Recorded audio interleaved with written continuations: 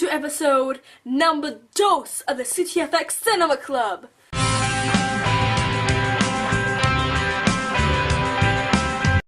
Alright, so this time I'm going to be reviewing Shutter Island. I rented the movie because I do not own it, and I'm glad I've never seen this movie before, or I would have given it a weird review. First thing I'm going to do is fix the camera because you can't see the top of my head and it's bothering me. There, that's a little better.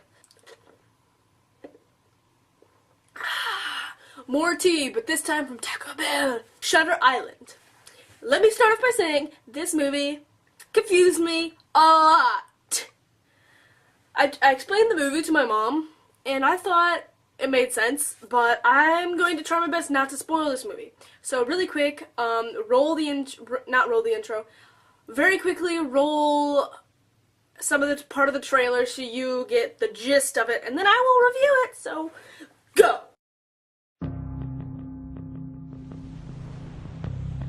Give you a briefing about the institution? All I know is it's a mental hospital. For the criminally insane. Gentlemen, welcome to Shutter Island. You are hereby required to surrender your firearms. We are duly appointed federal marshals. But during your stay, you will obey protocol. Is that understood?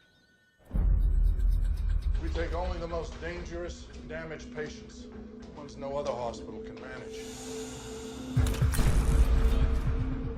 These are all violent offenders, right? They've hurt people, murdered them in some cases. In almost all cases, yes. We try to provide them with a measure of calm. Personally, Doctor, I'd have to say screw their sense of calm. So this prisoner escapes in the last 24 hours. We don't know how she got out of her room. It's as if she evaporated straight through the walls. We haven't heard the truth once yet, but no one will talk. It's like they're scared of something. It's all down, all the lines, even radio. Whatever the hell's going on here, it's bad. We need to ask you some questions, okay?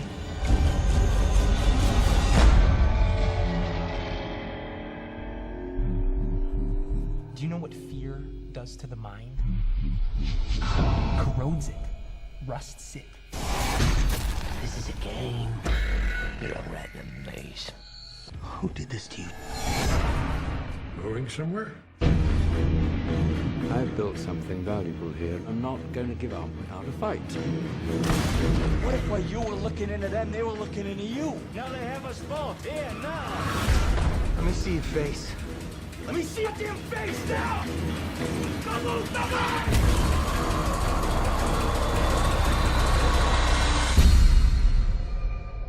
Wouldn't you agree? When you see a monster, you must stop it. And we're back! Alright, so Shutter Island is about this man is it Edward Daniels, I think? I don't know, I watched it last night. Edward Daniels. And he's like a U.S. Marshal. He's going to an asylum for the criminally insane. And he goes there with a partner who he believes to be his partner. And basically, it just the story plays out. It's like creepy. It's intense. It's supposed to be like you should watch it more than once, because the first time it just doesn't make any sense. But in the end, it turns out this guy, Edward Daniels, his real name is Andrew Laeddis. He's not Edward Daniels, and it's like a person he made up, and everything that he made up in the story that went along, like about other people, was actually his story, and he just doesn't know it. Okay, this is going to be a lot of spoilers, so if you don't want me to spoil the movie for you, just stop watching, because I don't want to ruin it for you if you haven't seen it. So what happens is, there's this girl named Rachel Solando, I think, and she is supposedly in this asylum for drowning her 3 kids.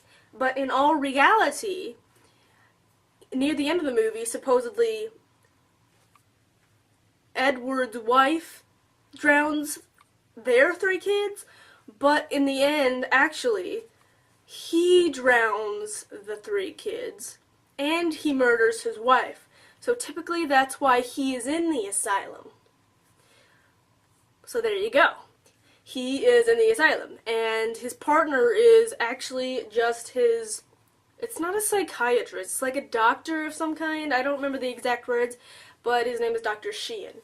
So the partner is actually a doctor who's trying to keep him safe. And then the person who owns the asylum doesn't believe in like killing the people or something like that. So he is letting Edward go through with this story, like, you know, like whatever he's doing in the movie as like, what do you call it? His way of trying to help him. I don't know the word I'm searching for, but it's just like, it's how he's trying to help him. And in the end, he accepts that he did murder his wife by shooting her in the stomach, because they were in a log cabin and there was a lake behind. That's how the kids drowned. And throughout the whole movie, he's having these nightmares, and he just doesn't understand why he's there in the first place. And there's also this lighthouse that they're supposedly performing brain surgery, but I don't think that I'm pretty sure they're not doing that at all. I think it was just in his head that that's what they were doing. So anyway, the one cool thing that happens in this movie is that a car blows up. Interesting sound effect, Emily. I know. Okay, so I really have no idea how to review this movie. It's just so complicated for me to understand. So, thank you for watching. Charles and Allie, I love you.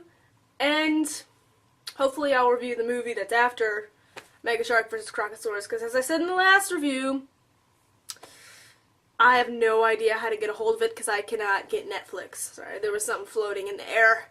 Alright, so I'll see you later. Bye.